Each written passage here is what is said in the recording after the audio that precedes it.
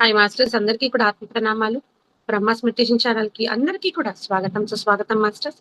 ఎంతో చక్కగా మనం ధ్యానం, జ్ఞానం అని ఇంత చక్కటి జ్ఞాన మార్గాన్ని అందించిన మనందరి జగద్గురువైన బ్రహ్మశ్రీ సుభాష్ పత్రి సారికి కూడా పాదాభివందనాలు చేసుకుంటూ చక్కగా ఈరోజు సెషన్‌ని స్టార్ట్ చేసుకుందాం మాస్టర్స్. స్వాధ్యాయంలో భాగంగా మనము మధ్యాహ్నం పూట స్వాధ్యాయం సిరీస్‌లో భాగంగా మరణాంతర జీవితం అనే చక్కటి గ్రంథం మనం ఎంతో చక్కటి జ్ఞానాన్ని మనం అందుకుంటూ ఉన్నాం. డోలోరిస్ కన్నన్ ఒక పాస్ట్ క్రిస్టియన్ లైఫ్ ద్వారా పొందపరిచిన జ్ఞానాన్నంతా కూడా మనకు ప్రతిరోజు కూడా లతా మేడం గారు మనకు జూమ్ సెషన్ కు విచ్చేసి అందిస్తూ ఉన్నారు మాస్టర్స్. నిన్న మనం డే 15 కంప్లీట్ చేసుకొని డే 16 లోకి ఎంటర్ అయ్యాం మాస్టర్స్. ఈ చక్కటి జ్ఞానాన్ని మేడం ద్వారా అందుకుందాం. ముందుగా మేడం మీకు బ్రహ్మాస్ మెడిటేషన్ ఛానల్ తరపున స్వాగతం, సుస్వాగతం. Thank you so much. Over to you madam. Thank you so much. Thank you for Brahma's meditation ఛానల్కు, అలాగే పత్రి సార్కు, బుక్ రాసిన డోలారీస్ కెన్నానుకు, తెలుగులో ట్రాన్స్లేషన్ చేసిన రేవతి మేడం కూడా thank you masters. Thank you so much. ఈరోజు 12వ చాప్టర్ మాస్టర్స్, మరణాంతర జీవితంలో 12వ చాప్టర్. దాని టైటిల్ పేరు దయ్యాలు ఆగడాల దెయ్యాలు. పేరు దెయ్యాలు ఆగడాల దెయ్యాలు. ఎందుకంటే మాస్టర్స్ మనకు ఎంతో జ్ఞానాన్ని అక్కడ నవ్వుకోవచ్చు, ఇక్కడ జ్ఞానాన్ని తెలుసుకోవచ్చు. రకరకాలుగా ఉంటాయి. ఇదంతా మనము ధ్యానం ద్వారా, జ్ఞానం ద్వారా తెలుసుకుందాం మాస్టర్స్. టీంలో పాల్గొన్న మాస్టర్స్ అందరికీ ఆత్మీయ ప్రణామాలు. అలాగే విశ్వగురువులకు, జగద్గురువులకు, పరమగురువులకు అందరికీ కూడా ఆత్మీయ ప్రణామాలు మాస్టర్స్. ఇప్పుడు పుస్తకం స్టార్ట్ చేస్తాము. దెయ్యాలు ఆగడాల దెయ్యాలు. డోలోరిస్ ఆమె ఆమె చేస్తుంది కదా ఏంటి, నియర్ డెత్ ఎక్స్పీరియన్స్, ఎండి నియర్ డెత్ ఎక్స్పీరియన్స్. ఆమెన్ని ఫాస్ట్ లైఫ్ రిగ్రెషన్ థెరపీలో ఆ విధంగా అందరి యొక్క జ్ఞానాలు కనుగొంటుంది. అట్లా ఒక్కొక్కరిని పంపించేసి ఆమె ఆ స్థితిలోకి వెళ్ళి అక్కడ ఏం జరుగుతుంది అనేది కనుక్కుంటుంది అనమాట. ఆ జ్ఞానాన్ని తీసుకుంటుంది. అంటే ఒక స్థితిలో ఉన్నప్పుడు ఏ విధంగా ఉంటుంది, ఆ స్థితి ఆ ఎనర్జీ లెవెల్ మారేటప్పటికి ఏ విధంగా ఉంటుంది అనేది ఆమె తెలుసుకొని ఈ రిగ్రెసివ్ ద్వారా విని మనకు ఇంగ్లీష్లో చెప్తే దాన్ని తెలుగులో రేవతి మేడం గారు ట్రాన్స్లేషన్ చేసి ఈ బుక్ ద్వారా సుభాష్ పత్రి సార్ ద్వారా మనకి ఈ బుక్ రావడం జరిగింది. ఇది మనకు చదవడం ద్వారా ఆ జ్ఞానం అంటే ఏంటి అనేది తెలుస్తుంది. డోలోరిస్ దెయ్యాల గురించి, వస్తువులు విసిరికొట్టే ఆగడాల దెయ్యాల గురించి మనం చాలా వింటుంటాం. వాటి గురించి విపులంగా చెప్పగలరా? దేవుడు ఉన్నాడంటే దెయ్యం అనేది ఉంటుంది కదా మామూలుగా. దెయ్యాల గురించి, ఆగడాల దెయ్యాలు, వాటి గురించి విపులంగా చెప్పండి అని అడుగుతుంది. రిగ్రెసి ఏం చెప్తుంది? తప్పకుండా చెబుతాను. మనం కుర్చీలు, బల్లలు గాలిలో తేలేలాగా చేస్తే, స్విచ్లు ఆన్ అవుతూ, ఆఫ్ అవుతూ ఉండేలా చేస్తే మనలను కూడా దెయ్యాలుగా లెక్కగడతారు. అంటే మానవుడు చేసే పనులు కాకుండా చెయ్యరాని పనులు చేస్తే, ఏంటి దెయ్యంలాగా అట్లా చేస్తున్నావు అని అంటారు కదా! బల్లలు ఇసిరి కొట్టడము, స్విచ్‌లు ఆన్ చేసి, ఆఫ్ చేయడము, అవన్నీ చేస్తే మనలు కూడా దెయ్యాల్లాగా, అంటే దేవుడు చేసే పనులు కాదు, దెయ్యాలు చేసే పనులు. కాబట్టి మనం కూడా దెయ్యాల కిందకే వస్తాము అని చెప్తారు. ఏ ఆత్మలైతే భౌతిక స్థాయిలో పనులు జరిగేటట్లు తమ చైతన్యాన్ని ప్రసరింప చేయగలవో వాటికి పెట్టిన పేరే దెయ్యాలు. చూడండి, దెయ్యాలకు, దేవుళ్ళకు తేడాలు ఇచ్చినారనమాట. ఏంటి? ఏ ఆత్మలైతే భౌతిక స్థాయిలో పనులు జరిగేటట్లు తమ చైతన్యాన్ని ప్రసరింప చేయగలవో, భౌతిక స్థాయిలో అంటే ఫిజికల్ బాడీతో ఆ పనులు చేసేటట్లు అనమాట. పెట్టిన పేరే వాటికి దెయ్యాలు. అంత మోతాదులో ప్రసరించిన చాలా మంది దీనిని సాధించగలరు. కోపం, క్రోధం, అసూయ లాంటి తీవ్ర ఆవేశాలు ఇలాంటివి జరిగేంత తీవ్రంగా స్ఫూర్తి చైతన్యాన్ని ప్రసరింప చేస్తాయి. డోలోరిస్ అవి ఈ పనులు చేసేటప్పుడు సందేశం లాంటిది ఏదైనా ఇవ్వడానికి ప్రయత్నిస్తున్నాయా? అంటే ప్రతి ఒక్క దాంట్లో జ్ఞానం తెలుసుకోవాలి అంటున్నారు కదా! కాబట్టి ఏమైతుంది? దాంట్లో ఏమన్నా ఉంటుందా? తెలుసుకోవాల్సింది ఏమైనా ఉంటుందా? అని అడుగుతున్నారు. రిగ్రెసి అంత అవసరం ఉండదు. కొన్ని ఆత్మలు వినోదం కోసం చేస్తాయి. ఆ వినోదం తమ కోసం, తమ తుంటరితనానికి గురి అవుతున్న వాళ్ళ కోసం కూడా. అయితే వ్యవహారం ప్రతిసారి ఇలా ఉండదు. ఎందుకంటే తక్కువ జ్ఞానం కలిగిన వాళ్ళ సంగతి మీకు బాగానే తెలుసు కదా! ఎందుకంటే జ్ఞానం అనేది ఆ ఎనర్జీ లెవెల్ అనేది తక్కువ ఉంటే ఏ విధంగా ఉంటుంది, ఎక్కువ ఉంటే ఏ విధంగా ఉంటుంది అని చెప్తున్నారు. డోలోరిస్ ఇలాంటి ఆటలాడే ఆత్మకు ఎక్కువ జ్ఞానం ఉండదని నేను అనుకుంటున్నాను. రిగ్రెసి ఈ ఆటలాడటం ఈవలి వైపున ఆత్మల లోకంలో మీ వైపును కూడా ఎప్పుడు ఉండనే ఉంటుంది. ఇది కేవలం మరో రూపం అంతే. అంటే పిల్లలు ఎప్పుడు ఒకేలా ఉండమంటే ఉండరు కదా! పెద్దోళ్ళే ఉండరు. ఇంక పిల్లలు ఎలా ఉంటారు? కాబట్టి ఇది కూడా ఎప్పుడు ఒకేలాగా కాకుండా ఎనర్జీ లెవెల్ అనేది మారుతూ ఉంటుంది. ఒకసారి అట్లా, ఒకసారి ఇట్లా అని చెప్తున్నారు. డోలోరిస్ దివ్య జ్ఞానం పొందిన ఆత్మలు కూడా ఇలాంటి పనులు చేసే అవకాశం ఉందా? అంటే ఎన్‌లైటన్‌మెంట్. దివ్య జ్ఞానం అంటే ఎన్‌లైటన్‌మెంట్ పొందిన ఆత్మలు కూడా ఈ విధంగా చేస్తాయా? అంటే రిగ్రెసివ్ ఉంది. ఒక్కోసారి ఇలాంటి పనుల ద్వారానే ఎరుక మేల్కొంటుంది. అంటే ఈ పనులు చేయడం ద్వారా ఓహో! ఇవి చేస్తే ఈ విధంగా ఉంటుందా అనేది వాళ్ళకి తెలుస్తుందంట. ఎరుక అంటే అవేర్‌నెస్. దీని నుంచి ఏ జ్ఞానం తెలుసుకోవాలనేది అన్నమాట. ఆగడాల దెయ్యాలు అనే పదాన్ని భౌతికమైన వస్తువులతో వ్యవహరించే ఏ ఆత్మకైనా వర్తింపచేస్తారు. వర్ణన ఉద్దేశపరంగా స్పష్టమవదు. ఎందుకంటే తరచుగా ఉద్దేశ్యం మంచిది, సహాయపడేది, పాజిటివ్ అవుతూ ఉంటుంది. ఎలాగంటే దీనిని చూస్తున్న వాళ్ళు అవతలి వాళ్ళు కంటికి కనపడని వాస్తవాలు కూడా ఉంటాయని, భౌతికమైనవి ఎంత వాస్తవమో అవి కూడా అంతే వాస్తవమని తెలుసుకుంటారు కదా! డోలోరిస్ కానీ వీటిని చూసి మనుషులు ఒక్కోసారి భయపడుతుంటారు. అంటే వాళ్ళ ఆగడాలు అవన్నీ చూసి భయం కలిగించేటట్టుగా ఆ విధంగా చేస్తాయంట. ఉంటాయి గదా! కొన్ని కొన్ని అతిగా చేసినప్పుడు మనుషులు గూడా భయపడతారు. ఒక్కోసారి మనుషులే వీటిని భయపెడుతుంటారు కూడా. మానవులు ఎప్పుడేం చేస్తారో చెప్పలేం కదా! అంటే దెయ్యాలు గాదు, ఆ మనుషులు గూడా దెయ్యాలని భయపడిస్తారు అంటున్నారు. డోలోరిస్ దెయ్యాల మాటేమిటి? రిగ్రెసి దెయ్యాలి దెయ్యాలు కంటికి కనపడుతున్నాయి అంటే చాలా సార్లు ఏమిటంటే ఆ చూసే వ్యక్తి తన ఎనర్జీలను ప్రసరించి ఉంటాడు. దాని ఫలితమే ఇది. ఆ వ్యక్తులు తామే స్వయంగా ఈ శక్తులను ప్రాజెక్ట్ చేస్తూ ఉంటారు. అంటే ప్రసరిస్తుంటారు. అవి వారి గత జన్మల జ్ఞాపకాలు, ఆలోచనలు అయి ఉండవచ్చు. లేదా వారిలో ఉన్న ఇతర ఆకు తలాల ఎరుక కావచ్చు. ఆ ఎరుకను వాళ్ళు భౌతిక స్థాయి దాకా ప్రసరిస్తారన్నమాట. అయితే అన్ని దెయ్యాలు ఇలాంటి ప్రసారాలు కావని చెప్పదలుచుకున్నాం. ఇవి సాధ్యాలు అన్న దానిని తెలిసిపెట్టుకోండి. అలాగని అన్ని దెయ్యాలు నిజమైన ఆత్మలు కావు. కొన్ని మానవ ప్రసారాలు కూడా అయి ఉంటాయి అని చెప్తుంది. డోలోరిస్ మనం అప్సరసలు, యక్షిణులు అని చెప్పుకుంటుంటాం. అలాంటివేనా ఇవి? అంటే సినిమాలలో చూపిస్తారు చూడు. అప్సరసలు పైనుంచి రావడం, యక్షిణులు రకరకాలుగా దేవతలను కూడా చూపిస్తూ ఉంటారు కదా! వాళ్ళంతా ఆహ్, వాళ్ళేనా? అప్సరసలు, యక్షిణులు లాంటి శక్తులున్న మాట వాస్తవమే. అయితే అవి మనం మాట్లాడుకుంటున్న ఈ ఎనర్జీల లాంటివి కావు. ఇవి వ్యక్తికి కనపడే ప్రత్యేకమైన ఎనర్జీలు. అయితే ఆ వ్యక్తి నుంచి తమను చూస్తున్న వ్యక్తిలో ఒక భాగంగా ఉంటాయి. ప్రసరించటం, చూడటం ఇంకా ఎన్నో విధాలుగా సాధ్యపడుతుంది. అయితే మనం ఇక్కడ ఒక ప్రత్యేకమైన ప్రత్యక్షీకరణ రూపాన్ని గురించి అంటే ప్రసరించిన దానిని చూడటం అనే అనుభవాన్ని గురించి మాట్లాడుకుంటున్నాము.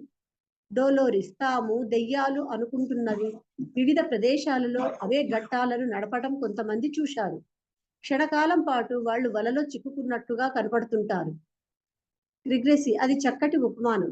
నిజంగానే వాళ్ళు క్షణకాలం పాటు వలలో చిక్కుకున్నారు. వాళ్ళు భూమిని అంటిపెట్టుకొని ఉండే జీవులు. తమ పనులలో తాము ఇరుక్కుపోయారు. వాళ్లకు విముక్తి దొరకదు. వాళ్ళు తమ శక్తులను ఏ విధంగా నిర్దేశించారంటే తాము ప్రసరించిన దానిని తప్ప ఇక వేరే దానిని చూడలేరు. దాంతో వాళ్ళు ఒక విషవలయంలో చిక్కుకొని తమని ఆ స్థితిలోకి నెట్టిన పనులనే మళ్ళీ మళ్ళీ చేస్తూ ఉండిపోతారు. వాళ్లకు జ్ఞానోదయం అయ్యేంత వరకు అలానే జరుగుతుంటుంది. ఆత్మ ప్రపంచంలో ఉన్న మాకన్నా భౌతిక ప్రపంచంలో ఉన్న మానవులే వాళ్లకు చక్కగా సహాయం చేయగలుగుతారు. ఈ దెయ్యాలు కూడా ఆత్మలే అయినా వాళ్ళ చైతన్యం, ఎరుక, భౌతిక తలంతో చిక్కుబడిపోయి వాళ్ళు తమ చుట్టూ ఉండి తమను సత్యం వైపుకు నడిపించాలని ప్రయత్నిస్తూ తమకు జ్ఞానోదయం కలిగించాలని, తమకు దుఃఖ విమోచనం కలిగించాలని ప్రయత్నిస్తున్న ఆత్మలను చూడలేకపోతున్నారు. ఆత్మపరమైన దానికి భౌతికమైన అత్యద్భుతంగా సాయపడే ఉదాహరణ ఇది. డోలోరిస్ ఒక్కోసారి మనుషులు తమను గమనిస్తున్నారన్న స్పృహ వాళ్లకు ఉండదేమోననిపిస్తుంది. రిగ్రెసి ఆ మాట కరెక్టే. తరచూ వాళ్ళు తమ సొంత ఎనర్జీలో ఎంతగా బంధించబడిపోతారంటే, తమ సొంత ఎనర్జీ తప్ప వాళ్ళకి ఇంక ఏది భౌతికమైనది కూడా కనపడదు. డోలోరిస్ ఒక్కోసారి ఆగడాల దెయ్యాలు ఇలాంటి ఎనర్జీ స్థాయికి అవకాశముందా? ఉన్నదా? రిగ్రెసి లేదు. అది కరెక్ట్ కాదు. ఎందుకంటే ఆగడాల దెయ్యాలు భౌతిక పదార్థాలను కదిలించగలవు. ఆగడాల దెయ్యాలు భౌతిక పదార్థాలను కదిలించగలవు. అలా కదిలించినందువల్ల వచ్చే పరిణామాలు కూడా వాటికి తెలుసు. భౌతిక పరిసరాల స్పృహ వాటి ఉంటుంది. ఒక ఆగడాల దెయ్యాన్ని భూశక్తికి బంధించి ఉంచవచ్చునన్నది అసత్యం. అయితే భూశక్తిలోకి బంధింపబడిన వాళ్ళంతా ఆగడాల దెయ్యాలు కారు. డోలోరిస్ ఈ విధంగా ఇబ్బందులు కలిగించి తద్వారా మనుషుల దృష్టిని తమ వైపుకు లాక్కోవడానికి అవి ప్రయత్నిస్తున్నాయేమోనని నాకు అనిపిస్తుంది. రిగ్రెసి అది కరెక్టే. తరచూ అలా జరుగుతూ ఉంటుంది. సరదా కోసం కావచ్చు, అహాన్ని తృప్తిపరచడం కోసం కావచ్చు, కేవలం చుట్టుపక్కల వాళ్ళ దృష్టిని ఆకర్షించటం కోసం అలా చేస్తాయి. డోలోరిస్ కానీ ఒక్కోసారి ఆగడాల దెయ్యం తన చర్యలతో మనుషులకు హాని కలిగించవచ్చు. అవి నిప్పు పుట్టించడం గురించి విని ఉన్నాను. రిగ్రెసి అవును కరెక్టే. అన్ని ఆగడాల దెయ్యాలు గౌరవప్రదమైన ఉద్దేశాలతోనే ఉంటాయని చెప్పటం మా ఉద్దేశ్యం కాదు. కేవలం దృష్టిని ఆకర్షించాలని మాత్రమే కాదు అవి చూసేది. ఉదాహరణకు కక్ష కోసం కూడా కావచ్చు. డోలోరి సాధారణంగా యుక్త వయస్సుకు వస్తున్న బిడ్డ ఒక ఇంట్లో ఉన్నదనుకుందాం. ఈ చైతన్యాలు ఏదో ఒక విధంగా ఆ ఎనర్జీని ఉపయోగించుకుంటాయన్న సిద్ధాంతం ఒకటి ఉన్నది. అది కేవలం ఒక సిద్ధాంతంగా ఉన్నదే తప్ప దానిని పూర్తిగా వివరించలేదు. రిగ్రెసివ్ యుక్త వయస్సుకు వచ్చే ఈ పిల్లలు తమకు తామే ఆగడాల దెయ్యంగా ప్రవర్తిస్తారు అని చెప్పవచ్చు. ఎందుకంటే తమకే తెలియని పరిచయం లేని ఎనర్జీలను వాళ్ళు ఉపయోగిస్తుంటారన్నమాట. అందువల్ల ఆ చర్యలను వాళ్లే సృష్టిస్తారు. ఇలా తరచూ జరుగుతుందే కానీ ప్రతిసారి జరగదు. డోలోరిస్ కానీ తాము అలా చేస్తున్నామన్న స్పృహ వాళ్లకు ఉండదేమో కదా. అవును రిగ్రెసి అవును వాళ్ళు కేవలం వాళ్ళలోని అతీంద్రియ శక్తి సామర్థ్యాలు ఆ విధంగా బయటపడుతుంటాయంతే. యవ్వనంలో అడుగు పెట్టబోతున్న అనుభవం వల్ల ఏర్పడిన అంతర్మదనం వల్ల వచ్చిన శక్తి సామర్థ్యాలు అవి అవి ఈ ఆగడాల దెయ్యం చర్యగా బయటపడుతూ ఉంటాయి. ఈ యవ్వనానుభవాన్ని పొందేటప్పుడు ఎంతో ఎనర్జీ ఖర్చు అవుతుంది. శరీరంలో ఎంతో మార్పు వస్తుంది.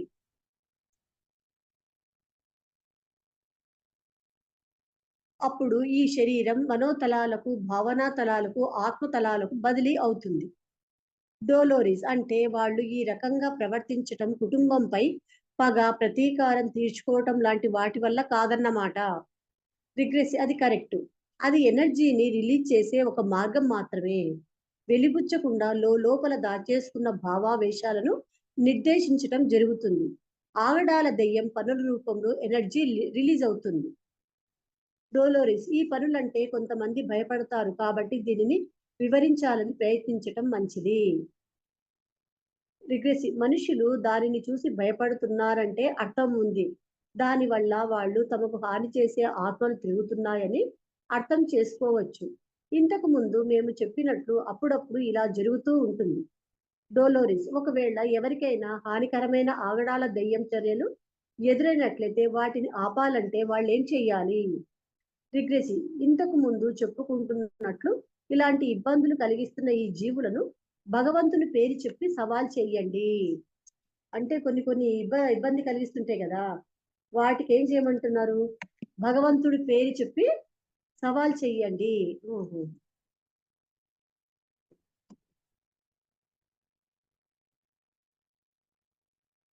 ఇక ఆవహించిన విషయానికి వస్తే క్రీస్తు పేరు కానీ భగవంతుడి పేరు కానీ భగవంతుని పేరు కానీ చెప్పి వాటి మార్గంలో వాటిని పంపించి వేయండి.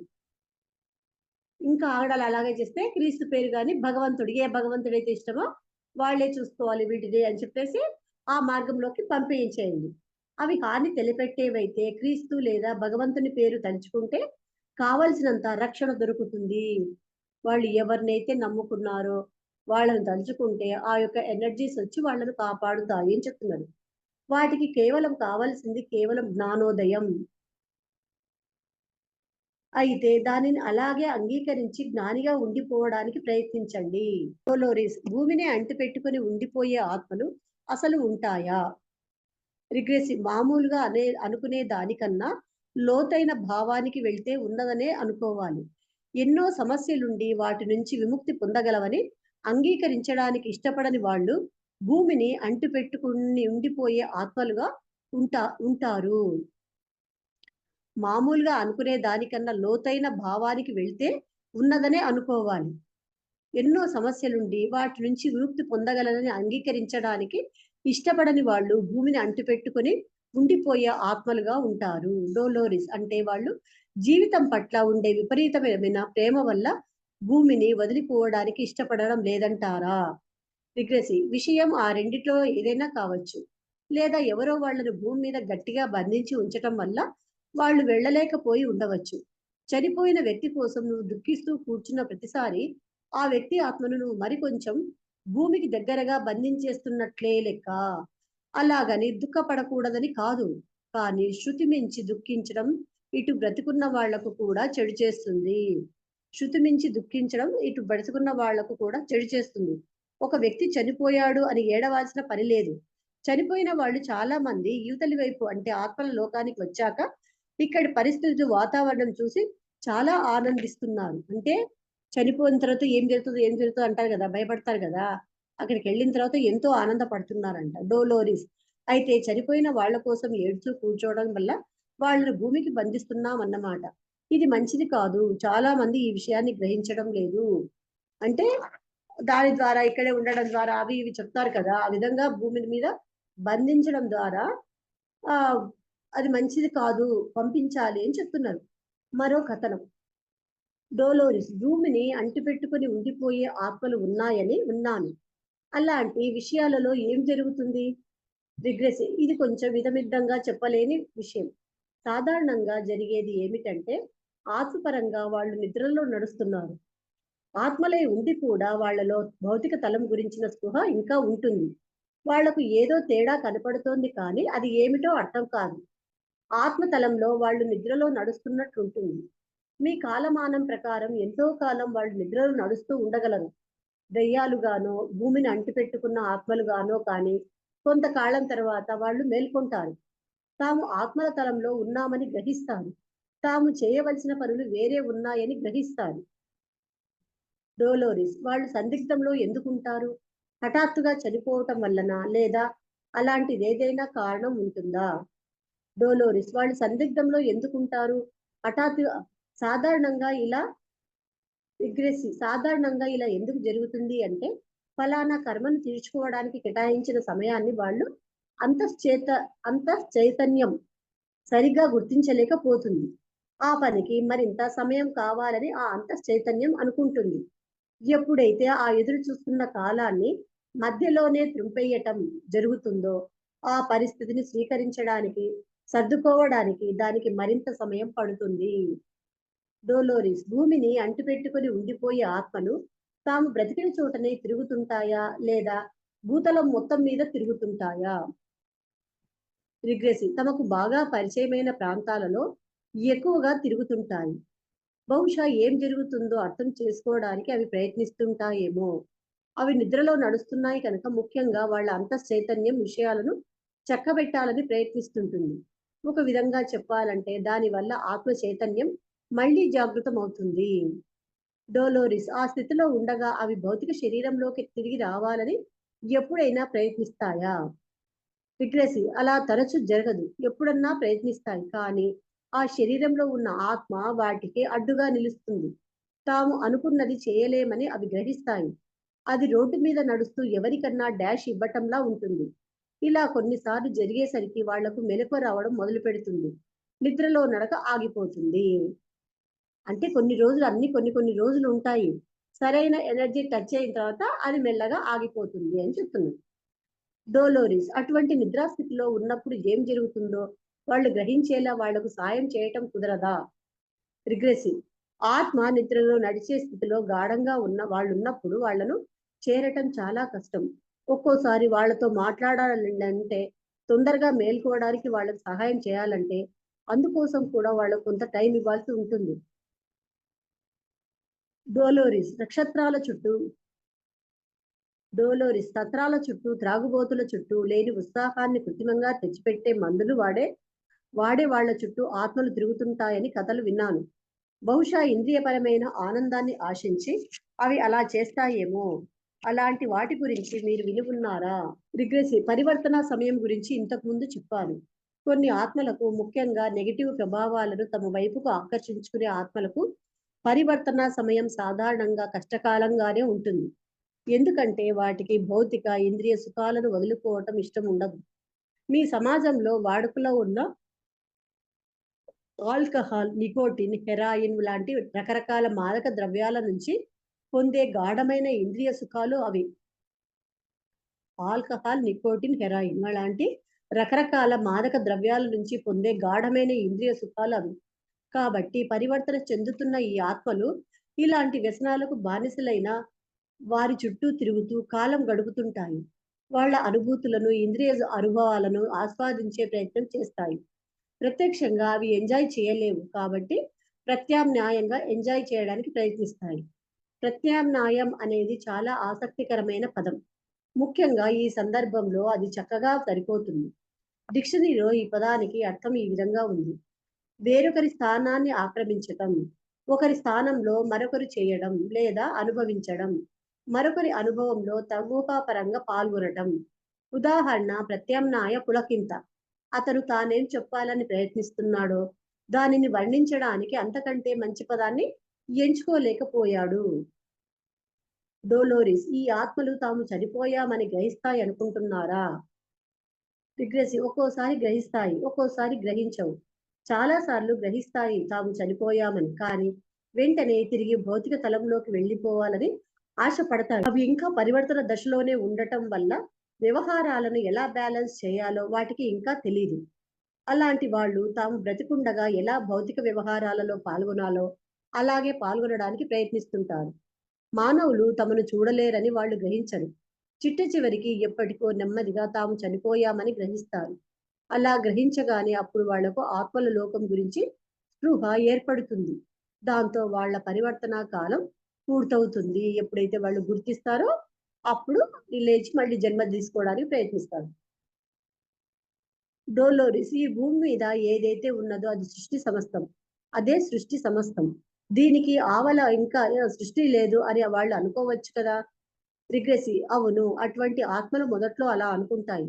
చనిపోయిన వాడిగా, అంటే మళ్ళీ జన్మ తీసుకోకుండా ఎక్కువ కాలం ఉండిపోయేసరికి వాళ్ళలో ఆత్మల తలాన్ని గురించిన స్పృహ ఏర్పడుతుంది.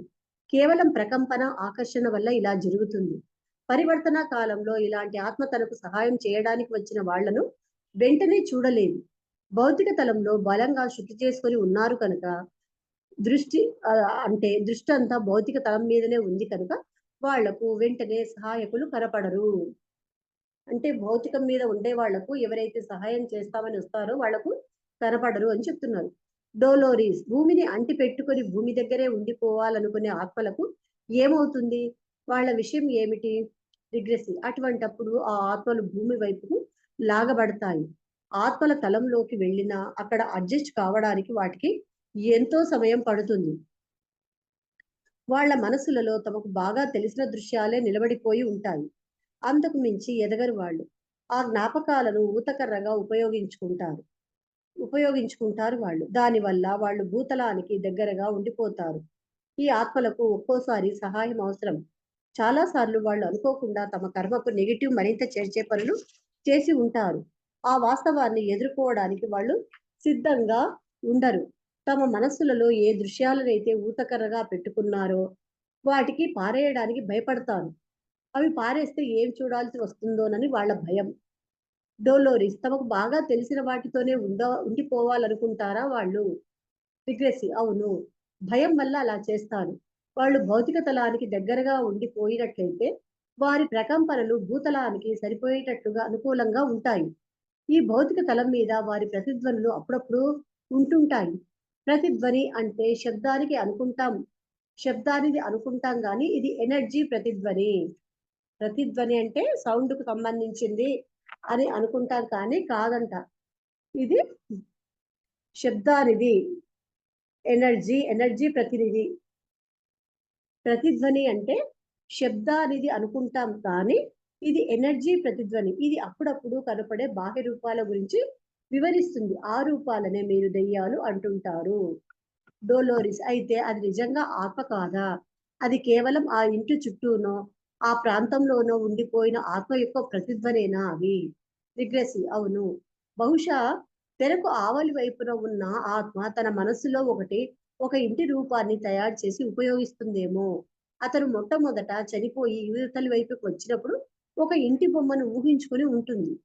ఈ కొత్త జీవితానికి అలవాటు పడడానికి ఇది సహాయపడుతుందని. ఎలాంటి ఇంటి బొమ్మనైతే ఊహించుకుంటారో ఆ ఇల్లు వాళ్ళకు కనపడుతుంది. ఆ ఇంట్లో ఉంటారు. అయితే గ్రహించకుండానో ఆ ఆత్మ ముందుకు కొనసాగడానికి భయపడి సుపరిచితమైన ఆ ఊహాజనితమైన ఇంటినే పట్టుకు వేలాడుతూ ఉంటుంది. దానిని వదిలిపెట్టాలంటే హడలు. అందుకే ఆ ఇంట్లోనే ఉండిపోతుంది. అందువల్ల ఆ ఆత్మల ప్రతిధ్వనులు వాటినే మీరు దెయ్యాలు అంటారు. కొన్ని పరిమితమైన స్థలాలలోనే ఉంటూ ఉంటుంది. బుజ్జగించే వాడిని పసివాడు పట్టుకు వేలాడినట్లు ఇవి ఏకైక మనోచిత్రాన్ని పట్టుకొని వేలాడుతుంటాయి. దీనివల్ల వాళ్ళు తెరను దాటలేకపోతున్నారు. ఆ దాటడం అనేది ఎవరికి వాళ్ళు చేయవలసిన పని. వాళ్ళేమో తమ పరిసరాలకు మనస్సులు, కళ్ళు మూసేసుకున్నారు. ఒక విధంగా వాళ్ళు ఒంటరిగా ఉంటారు. తాము అడ్జస్ట్ అయ్యేలా సహాయం చేయడానికి ఇతర ఆత్మలు తమ చుట్టూ ఎదురు చూస్తున్నాయన్న విషయం వాళ్లకు కనపడదు. కళ్ళు, చెవులు మూసేసుకొని కేవలం ఇంటి గురించి మాత్రమే ఆలోచిస్తున్నట్టుంటారు. ఆ ప్రభావంతో వాళ్ళు ఒంటరిగా ఉంటారు. దానివల్ల ఆ ప్రతిధ్వని తన చుట్టూ ఉన్న వాళ్ళ స్పృహ లేకుండా పోతుంది. ఆ భౌతికమైన ఇంట్లో ఉన్న మనుషులకు దెయ్యాలు కనబడుతుంటాయి. అయితే అవి వీళ్ళ గురించి పట్టించుకోవు. అన్ని చోట్ల అన్నీ ఉంటాయి కానీ ఏవిటిని పట్టించుకునేది ఉండదు. అవి వాళ్ళకి అవసరమైతేనే వాటి పనులు నెరవేర్చుకుంటాయి. లేకపోతే లేదు అని చెప్తున్నారు. డోలోరిస్ అంటే మనస్సులో అవి పునర్జీవిస్తూ ఉంటాయా ఏమిటి? రిగ్రెసివ్ అవును. ఆ ఒక్క బొమ్మని అవి మనసులో పెట్టుకుంటాయి. ఎందుకో గాని అది వాటికి చాలా ఇష్టమైనది. అవి ఆ ఒక్క బొమ్మ మీద మనసుని ఏకాగ్రం చేస్తాయి. ఆ ఆత్మ విపరీతంగా భయపడిపోయి మరో తలానికి దాటిలేకపోయినప్పుడు ఇలా జరుగుతుంది. సాధారణంగా తాము ముగించుకొచ్చిన జన్మ తాలూకు ఆ ఏకైక క్షణాన్ని దాని జ్ఞాపకాన్ని పట్టుకొని వేలాడుతుంటాయి. మనస్సు దానిలోనే ఉంది కాబట్టి మాటిమాటికి అవే పనులు చేస్తుంటాయి. ఇదెలా ఉంటుందంటే, మీ భూమి మీద అనవసరంగా భయపడుతుంటే వాళ్ళకి ఏదో ఒక లక్కీ పదం దొరికితే దాన్నే జపిస్తుంటారు. అలాంటిది. ఆ భయాన్ని దూరం చేసుకోవడానికి పదే పదే దానినే వెళ్ళవేస్తూ ఉంటారు. అలాంటి పరిస్థితి అన్నమాట. డోలోరిస్ ఒక్కోసారి ఒక హత్యో అలాంటి హింసాత్మక దృశ్యాన్ని తీసుకుందాం. ఇతరులకు అది దెయ్యాలు మళ్ళీ మళ్ళీ అదే దృశ్యాన్ని నడుపుతున్నట్టు కనిపిస్తుంది కదా! రిగ్రెసివ్ అవును. ఒక ఫలానా బిల్డింగ్‌ను మానసిక ఆసరాగా ఆ ఆత్మ ఊహించుకొని దాన్ని పట్టుకు వేలాడుతూ ఉంటుంది. తాను ముగించుకొని వచ్చిన జన్మలోని ఒక ఘట్టాన్ని అది మానసికంగా చూస్తూ ఉండవచ్చు. ఒక్కోసారి ఆ ఘట్టంలో ఇంకొకరి పాత్ర కూడా ఉండవచ్చు. ఆ రెండో వ్యక్తిని కూడా ఆ ఆత్మ మానసికంగా చూస్తుంటుంది. అందుచేతనే మీ తల మీద మనుషులకు 2 దెయ్యాలు కలిసి ఒకే పనిని మాటిమాటికి చేయటం కనిపిస్తుంటుంది. అది కేవలం ఈ ఆత్మ ఊతకరగా వాడుతున్న జ్ఞాపకంలోని ఒక భాగం మాత్రమే. డోలోరిస్ ఆ ఆత్మ నెగెటివ్ అయితే అది మరింత శక్తివంతంగా ఉంటుందా? రిగ్రెసివ్ సాధారణంగా ఇలా ఉండదు. సాధారణంగా ఇలా ఎప్పుడు జరుగుతుంది అంటే, ఆ ఆత్మ తన పరివర్తనకు సరిగ్గా ప్రతిస్పందించకుండా దానిని ఒక నెగెటివ్ అనుభవంగా అర్థం చేసుకున్నప్పుడు, ఆ ఆత్మలు ఇలా ప్రవర్తించడానికి కారణం వాటిలోని తీవ్రమైన భయమే. సాధారణంగా చనిపోయి మాయతరం దాటాక ఈసారి తాను ఏర్పరచుకున్న కర్మ నెగెటివ్ వైపే ఉన్నదని గ్రహించినప్పుడు ఏం చేయాల్సి వస్తుందోనన్న భయంతో పరివర్తనను పూర్తి చేసుకోవడానికి ఇష్టపడరు. ఇంతలో భయానికి మూల కారణమైన దాని మీద వాళ్ళ మనసు నిలబడిపోతుంది. నెగెటివ్‌గా వాళ్ళ దృష్టి దేని మీదనో నిలబడిపోతుంది. ఆత్మతలంలో విషయంలో బ్యాలెన్స్‌డ్ అవుతాయి. అవి వాళ్ళు గ్రహించలేరు. ఇంతకుముందున్న దానికన్నా దిగోదరానికి వాళ్ళు వెళ్ళవచ్చు. అయితే వాళ్ళకర్థం అక్కడ హింస కానీ, బాధ కానీ ఎదురవ్వదు. అనుకూలమైన ప్రదేశంలో ఉంటే వాళ్ళు ఇంకా ఎదగగలుగుతారు. కాబట్టి వాళ్ళు వెళ్ళిన స్థలం అటువంటి ప్రదేశంగా మారుతుంది. డోలోరిస్ కానీ దెయ్యాలతోనైనా, చచ్చిపోయిన వాడి ఆత్మతోనైనా మనుషులకు అనుభవాలు ఉంటాయి. అవి వచ్చి వాళ్ళతో మాట్లాడి సందేశాలు ఇస్తుంటాయి. ఇది కూడా అలాంటి విషయమేనా? అవును. సాధారణంగా సందేశం ఇవ్వడానికి వెనక్కి వచ్చిన ఆత్మతో మాట్లాడినప్పుడల్లా సాధారణంగా వాళ్ళ మార్గదర్శకుడు వాళ్ళతో మాట్లాడడానికి ప్రయత్నిస్తున్నాడన్నమాట. జీవితంలోని ఈ కోణంలో వ్యవహరించగలిగేంత మనుషులు ఎదిగినట్లయితే వాళ్ళ మార్గదర్శకులు ఈ విధంగా వాళ్ళతో మాట్లాడి మరింత సూటిగా వారికి సహాయం చేస్తారు, సందేహాలు ఇస్తారు, సలహాలు ఇస్తారు, సందేహాలు తీరుస్తారు, సలహాలు ఇస్తారు. డోలోరిస్ అయితే వాళ్ళు ప్రేమించి అభిమానించే వ్యక్తి ఆత్మ కాదంటారా? ఆ ప్రేమించబడిన ఆత్మ సహాయం అందగలిగేంత దగ్గరలో ఉంటే అది ఆ ఆత్మే అవుతుంది. ఆ ప్రేమించబడిన ఆత్మ సహాయం అందగలిగేంత దగ్గరలో ఉంటే అది ఆత్మే అవుతుంది.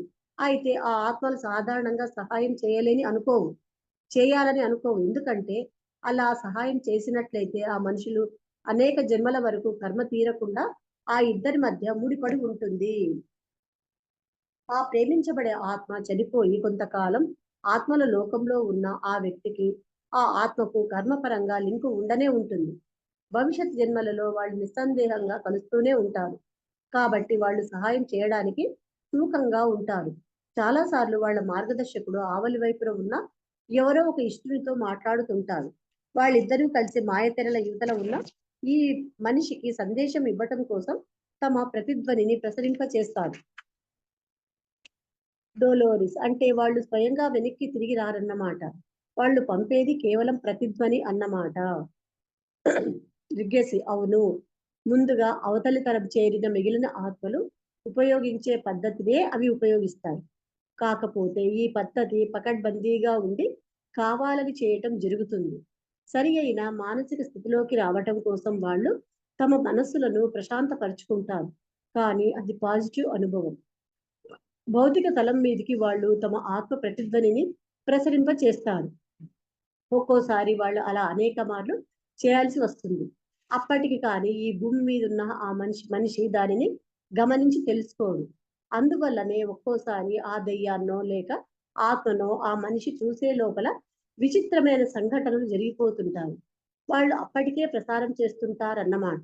వాళ్ళు చేస్తున్నది ఏమిటంటే కేవలం ఆ ఆత్మ ప్రతిధ్వనిని గమనించడానికి అనుకూలమైన కోణం వైపుకు ఆ మనిషి దృష్టిని మళ్లించడానికి వాళ్ళు ప్రయత్నిస్తున్నారంట. డోలోరిస్ ఆత్మలు వెనక్కు వచ్చి అవసరమైన సలహాలు ఇస్తాయని లేదా తన కోసం దుఃఖపడవద్దని చెబుతాయని అలా వేరే వేరే విషయాలు చెబుతాయని అప్పుడప్పుడు అంటుంటారే.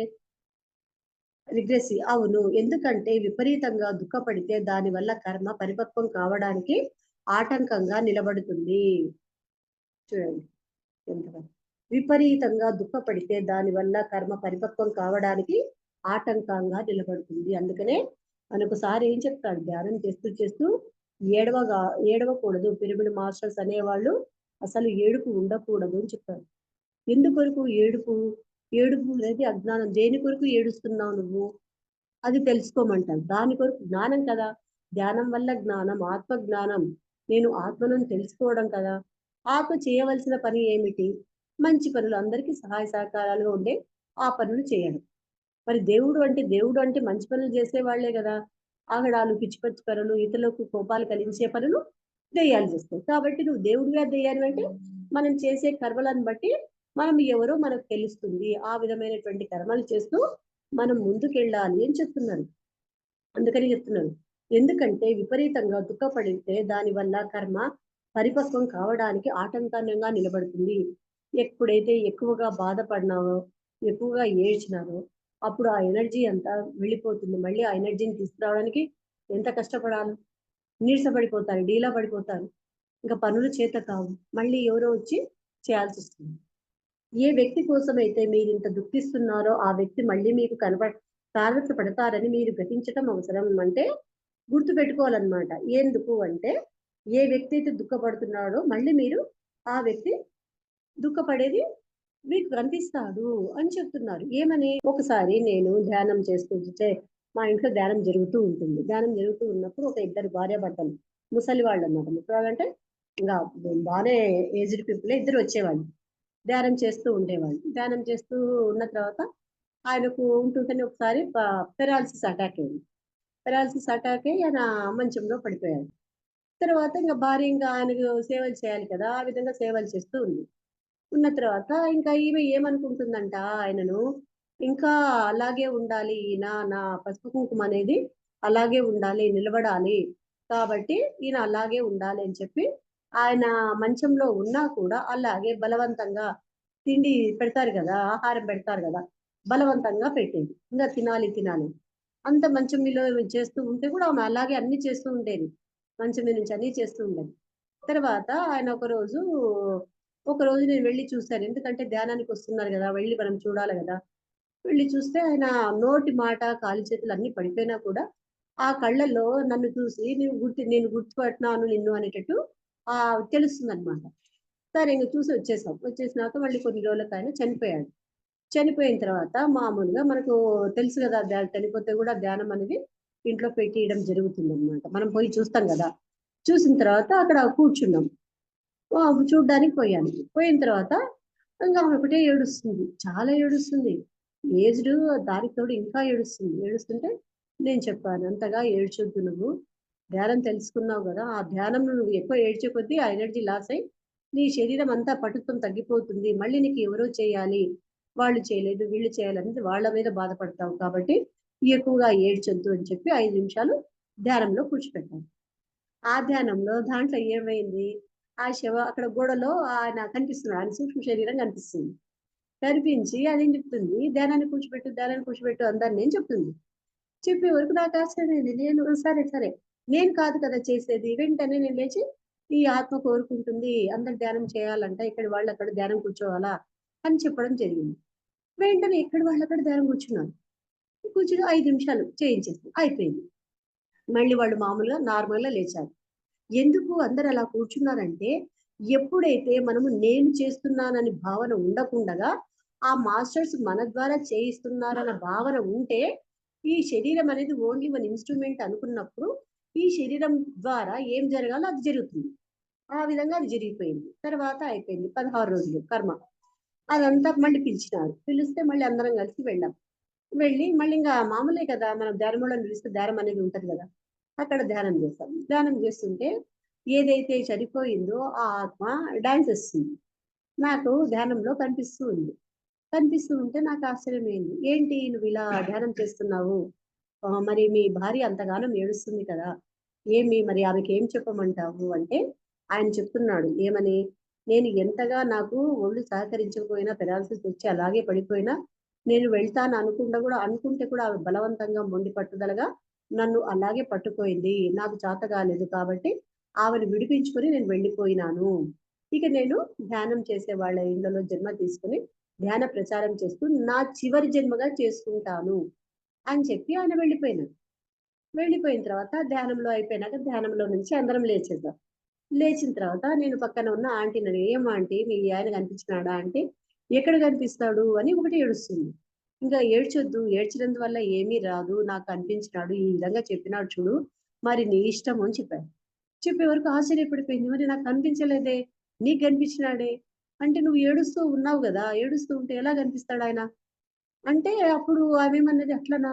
వెళ్ళిపోయినాడా ఇంకా?" అంటే, "అయిపోయింది. వెళ్ళిపోవడం జరిగిపోయింది.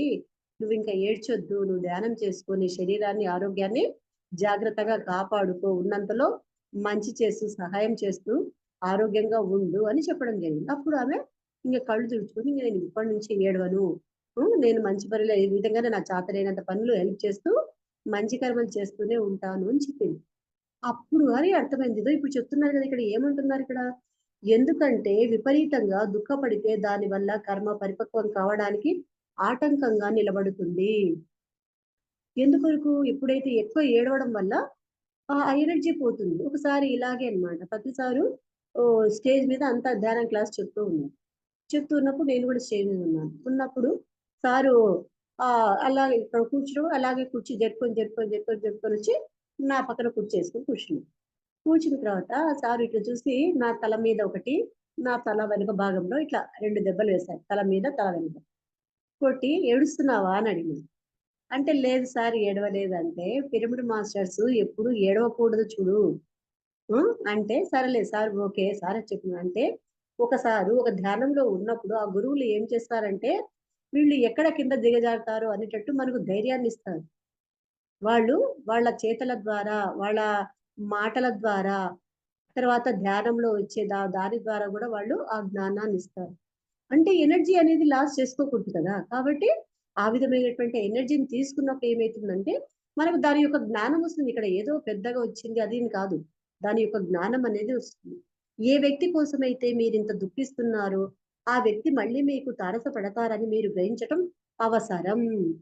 అంటే ఖచ్చితంగా చెప్తున్నారు గదా! భౌతిక తలాల కంటే సూక్ష్మ తలాల్లోనే ఇంకా ఎక్కువగా ఆనందంగా ఉండవచ్చు.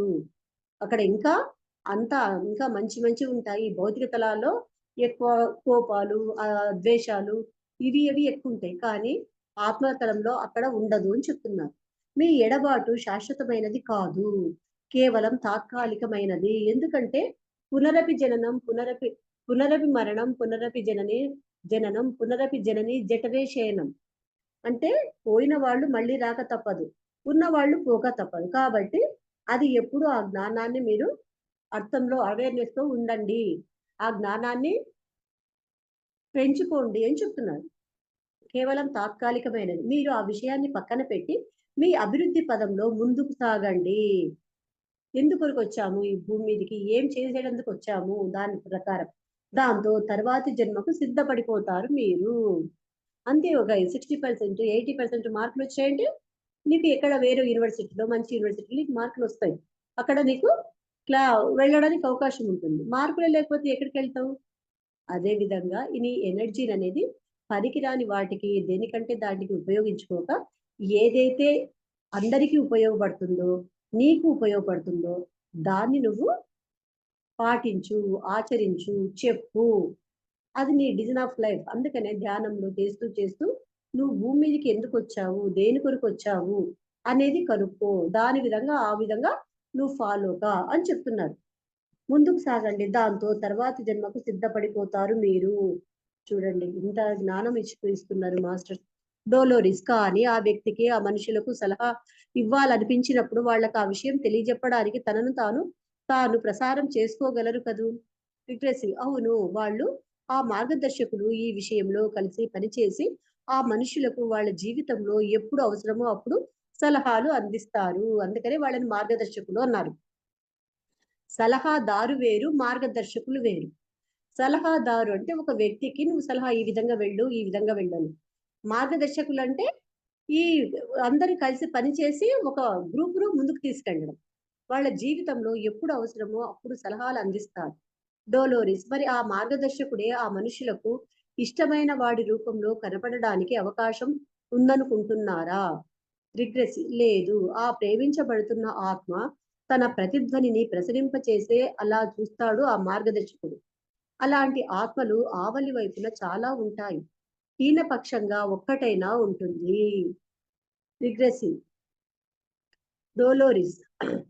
అయితే సందేశం ఇవ్వడానికి ఆ రూపాన్ని మార్గదర్శకుడు ఎన్నడూ తీసుకోడన్నమాట. రిగ్రెసివ్. లేదు. ఒక్కోసారి మార్గదర్శకుడు తానే స్వయంగా సందేశాన్ని ఇస్తాడు. అటువంటప్పుడు ఆ మనిషికి ఒక దేవదూతనో లేదా ఒక పరలోకవాసినో చూసినట్లుగా చెబుతాడు. మనకు కూడా చెప్తారు గదా! ధ్యానం చేస్తూ ఉంటే ఎన్నో మెసేజెస్ వస్తున్నాయి, ఎన్నో వస్తున్నాయని. దాన్ని బట్టి వాళ్ళు ఫాలో అవుతూ ముందుకు వెళ్ళి, ఒకవేళ డీలా పడిపోయి మళ్ళీ దాని నుంచి జ్ఞానం తెలుసుకొని, ఇంక సరిచేసుకోవాలి. అన్నిటిని సరిచేసుకొని ముందుకు వెళ్తూ ఉండాలనమాట. అది చెప్పింది.